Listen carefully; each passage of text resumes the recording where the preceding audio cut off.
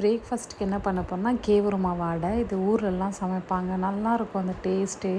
அதுக்கு தேவையான அளவுக்கு உப்பு, 2 காஞ்ச மிளகாய் சேர்த்துட்டு, ஒரே ஒரு ஆனியன் வந்து பொடிசாக கட் பண்ணி அதுவும் சேர்த்துட்டு, இது நல்லாவே கொஞ்சம் முருங்கைக்கீரை வந்து டவுன்லேருந்து வாங்கிட்டு வந்தோம். ஃபஸ்ட்டெல்லாம் ரொம்ப அசால்ட்டாக கிடைக்கும். இப்போல்லாம் ரொம்ப ரேர். இதுவே வந்து 30 ருபீஸ் கொடுத்து வாங்குற மாதிரி இருக்குது. ஸோ ஊர்லன்னா பக்கத்துலேயே கிடைக்கும். ஸோ நம்ம எடுத்தால் ஈஸியாக யூஸ் பண்ணிப்போம். இப்போ வந்து பைசா கொடுத்து வாங்குற மாதிரி இருக்குது. அப்புறம் பார்த்திங்கன்னா கொஞ்சம் கொஞ்சமாக கீரை சேர்த்துட்டு, அதுக்கப்புறம் கொஞ்சம் கொஞ்சமாக தண்ணி சேர்த்துட்டு, கொஞ்சம் ரொம்ப டைட்டாக இருக்கக்கூடாது. அந்த மாவே கொஞ்சம் ரொம்ப லூஸாக இருக்கும். அந்த லூஸான மாவு கொஞ்சம் லூஸாக இருக்கும்போது இருக்க கொஞ்சம் டைட் ஆகும். ஸோ அது வந்து நல்லா ப்ரிப்பேர் பண்ணி வச்சுருக்கேன். இங்கே லெனி வந்து எப்படின்னா, அவங்க அப்பா வந்து பப்பா பின்னாடியே தான் சுற்றிட்டுருப்பா.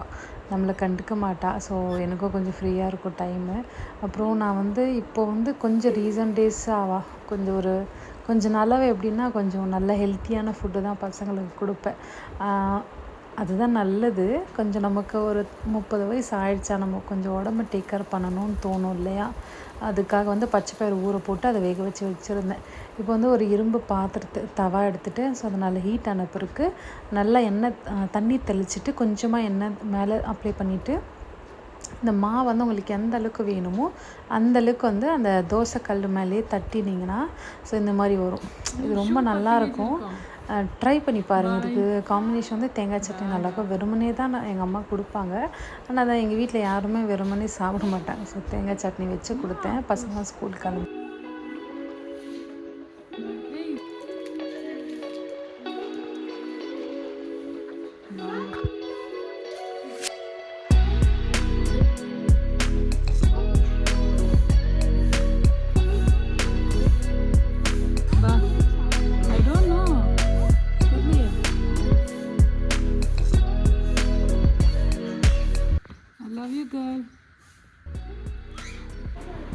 ஹாப்பியாக தான் போகணும் ஸ்கூலுக்கு. யாருன்னா இவ்வளோ கோவமாக போவாங்களா? லெனிஷா அப்புறம் எவ்வளோ கோவமாகுதுன்னு நினைக்க மாட்டாங்க. பேக் எடுத்துக்க, லஞ்ச் பேக்.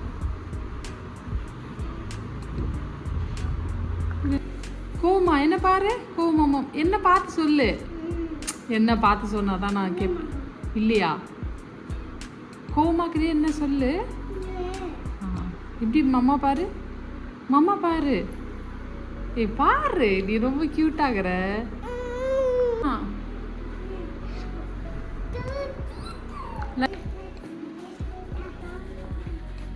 போங்க.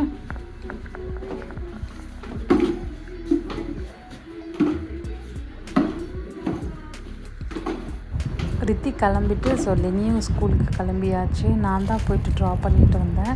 ஸோ என் ஹஸ்பண்டுக்கு, என் 2 பசங்களுக்கு 2 பேருக்குமே கொஞ்சம் உடம்பு சிக்காக இருந்தது. ஃபஸ்ட்டு வந்து என் ஹஸ்பண்டுக்கு ஸ்டார்ட் ஆனது, அப்புறம் ரித்திக்கு வந்தது, அப்புறம் லெனிக்கு வந்தது. ஹெவி டெம்பரேச்சரில் முடிஞ்சது. ஸோ கேவுரு ரொட்டி சுட்டுட்டு தேங்காய் சட்னி பண்ணினேன். ஸோ வெறுமனே சாப்பிட மாட்டாங்க எங்கள் வீட்டில்.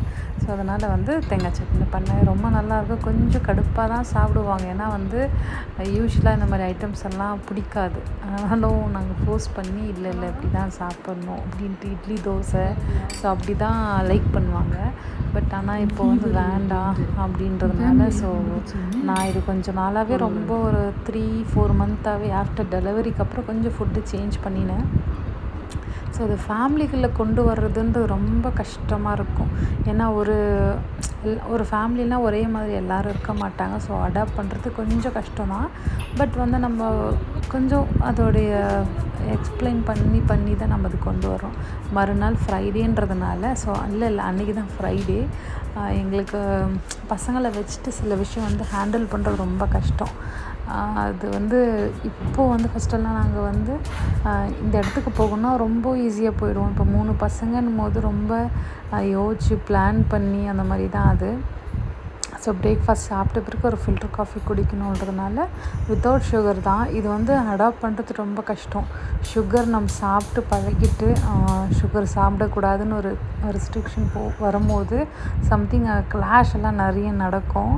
ஏன்னா நான் வந்து சுகர் இல்லாமல் சாப்பிட்டு பழகிட்டேன். ஸோ என் ஹஸ்பண்ட் வந்து அப்படி கிடையாது. பட் வந்து ஃபஸ்ட்டு வந்து ஆஃப் சுகரு, அப்புறமா இன்னும் கொஞ்சமாக கம்மி பண்ணி இப்போ வந்து நோ சுகர் அப்படின்ற மாதிரி ஒரு வந்திருக்கு. ஸோ இது வந்து காஃபி வேணுன்றது ஒவ்வொருத்தருடைய தேவை தான். ஸோ நாங்கள் காஃபி நிறைய சாப்பிடுவோம். ஸோ அதனாலே என்னவோ எங்களுக்கு அது அடாப்ட் ஆகிடுச்சு.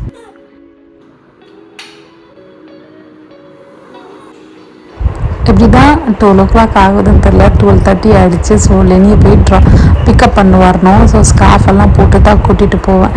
எனக்கு ஒரு கமெண்ட் வந்து பேபி கேர் யூஸ் பண்ணுறீங்களுக்கு பேக் பெயின் இருக்கா இல்லையா அப்படின்னு. எனக்கு ஹெவியான பேக் பெயின் இருக்கும், பட் இருந்தாலும் வேறு வழி கிடையாதுன்றதுனால நான் இதை மாதிரி செய்கிறேன்.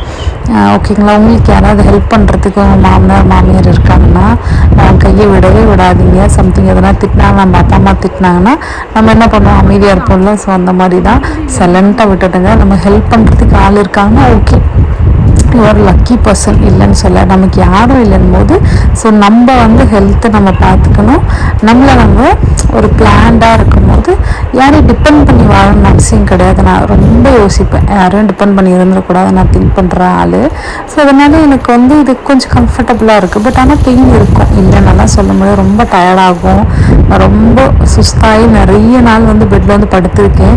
எனக்கே தெரியாமல் நான் ஒரு 1 hour 2 hours கிட்ட பெட்லேயே நான் அப்படியே தனியாகவே தூங்கிடுவேன். அந்த மாதிரிலாம் நிறைய நடந்திருக்கு. ஏன்னா ரொம்ப பெயினாக தான் இருக்கும். பெயின் இல்லாமலாம் இருக்காது. ரொம்ப ஹாப்பியாக ஷோபிள் செய்கிறதுக்கு இதில் ஒன்றுமே கிடையாது. வலிக்கும், அந்த வலியை கண்ட்ரோல் பண்ணி தான் நம்ம போட்டு தான் ஆகணும் இல்லையா? அப்புறம் லஞ்சுக்கு நான் என்ன பண்ணேன்னா, சாம்பாரை வச்சுட்டு, மைசூர் பருப்பு இருக்கு இல்லையா, அதை வச்சுட்டு சாம்பாரை வச்சுட்டு கீரை பொரியல் பண்ணிவிட்டு ரைஸ் வச்சுட்டேன். அப்புறமா சுண்டல் வந்து ஊற போட்டிருந்தால அதை தாளித்தேன். ஸோ கட்டாயம் என்ன பண்ணுவேன்னா, ஒரு ப்ரோட்டீன் தினசரி எடுத்துக்க ட்ரை பண்ணுவேன். அது வந்து சண்டே சாட்டர்டே அதெல்லாம் கிடையாது. சாட்டர்டேவோ சண்டேவோ ஃப்ரைடேவோ அதில் என்ன டேவாக இருந்தாலும் எக்கு கம்பல்சரி எங்கள் வீட்டில். என் பசங்களுக்கும் கொடுப்பேன், என் ஹஸ்பண்டுக்கும் கொடுப்பேன். ஸோ மேக்ஸிமம் ஒரு எக் இருக்கும். அப்புறமா சுண்டல் ஏதாவது வச்சுருப்பேன். ஸோ கீரை இருக்கும். வீக்கெண்டு வந்து நம்ம என் பசங்களுக்கு பிடிச்ச மாதிரி ஃப்ரைடேவோ சாட்டர்டேவோ சமைப்பேன். சண்டே ஹஸ்பண்ட் பிடிச்ச மாதிரி சமைப்பேன், ஹஸ்பண்ட் இருந்தாருன்னா. ஸோ இந்த தினம் வந்து ரித்திக்கு லெனிக்கு வந்து ஏர் வாஷ் பண்ணிவிடுவேன்.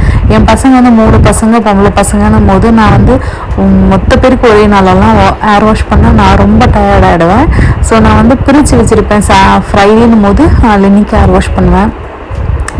சாட்டர்டேன்னும் போது சில டேஸ் வந்து ரித்திக்கு ஸ்கூல் இருக்கும், லீவ் இருக்கும். ஸோ அதை பார்த்துட்டு ரித்திக்கு வந்து ஏர் வாஷ் பண்ணி விடுவேன். ஸோ அப்படி தான் ஷெடியூல் பண்ணினா எனக்கு கொஞ்சம் நான் ரொம்ப டயர்ட் ஆகாமல் இருப்பேன். ஸோ அதனால நான் வந்து அந்த மாதிரி பிளான் பண்ணி வச்சுருக்கேன்.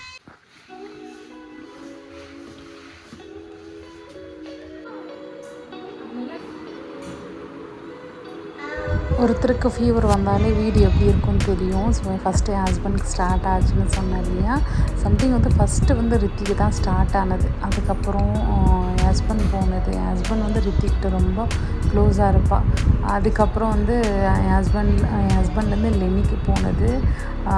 அப்புறம் லெனிலேருந்து தன்னுக்கு போயிடுச்சு. எப்படின்னா அப்படியே சுற்றி சுற்றி அடிக்கும் இல்லையா, அந்த மாதிரி ஆச்சு. சம்திங் வந்து சில நேரத்தில் வந்து நமக்கு வந்து ஒரு மாதிரி கஷ்டமாக போய்டும். அது சொல்கிறதுக்கு வார்த்தையே இருக்காது எனக்கு. சொன்ன மாதிரி தான் கிச்சனில் இருக்கிற நிலமையை பார்த்தாலே உங்களுக்கு தெரியும்.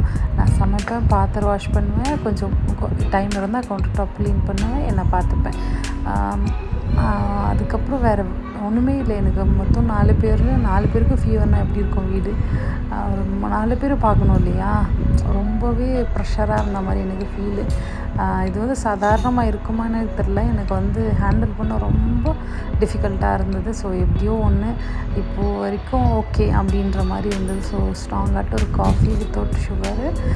ஏதை நான் மென்ஷன் பண்ணுறேன்னா, கம்பல்சரி வந்து நம்ம ஒரு 30 அடிச்சிட்டோம் அப்படின்னா சுகர் வந்து கட் பண்ணணும். அது வந்து ரொம்ப நல்லது. உங்கள் வெயிட் லாஸ்க்கும் ரொம்பவே நல்லது. உங்கள் ஃபேமிலி ரொம்ப ஹெல்த்தியாக இருக்கும். ஸோ நம்ம வந்து ஒரு ஜென்ஸு வந்து ஹெல்த் கான்ஷியஸாக இருந்தாங்கன்னா அவங்க வரைக்கும் தான் ஹெல்த்து நல்லாயிருக்கும். அதே ஒரு லேடிஸ் நம்ம வந்து ஹெல்த் கான்ஷியஸாக இருக்கோம் அப்படின்போது நம்ம ஃபேமிலியே வந்து அது நல்லா இருக்கும்ன்றதை நான் பிலீவ் பண்ணுறேன். ஸோ கம்பல்சரி ஈவினிங் ஆனது ஒரு காஃபி குடித்தா தான் எனக்கு ஒரு ரிலாக்ஸாக இருக்கும். ஃபஸ்ட்டு நான் வந்து பிளாக் காஃபி தான் சாப்பிடுவேன். என் ஹஸ்பண்ட் வந்து ஃபில்ட்ரு குடிப்பார். ஸோ நமக்கு ஒரு பிளாக், அவருக்கு ஒரு ஃபில்ட்ராக சில டைம் ரொம்ப கடியாக இருக்கும். அதனாலே வந்து சரி 2 பேருமே ஃபில்ட்ரு போட்டு கொடுத்தேன். சரி ஓகேங்க, இந்த விலாக் உங்களுக்கு பிடிச்சிருந்தா, இது பெரிய ரெசிபிஸ் இல்லைனாலும் சம்திங் என்கிட்ட இருக்கிற சில விஷயத்த நான் ஷேர் பண்ணேன். இந்த வீடியோ பிடிச்சா நான் லைக் அண்ட் ஷேர் பண்ணி கமெண்ட் செக்ஷனில் கமெண்ட் பண்ணுங்கள். பாய்.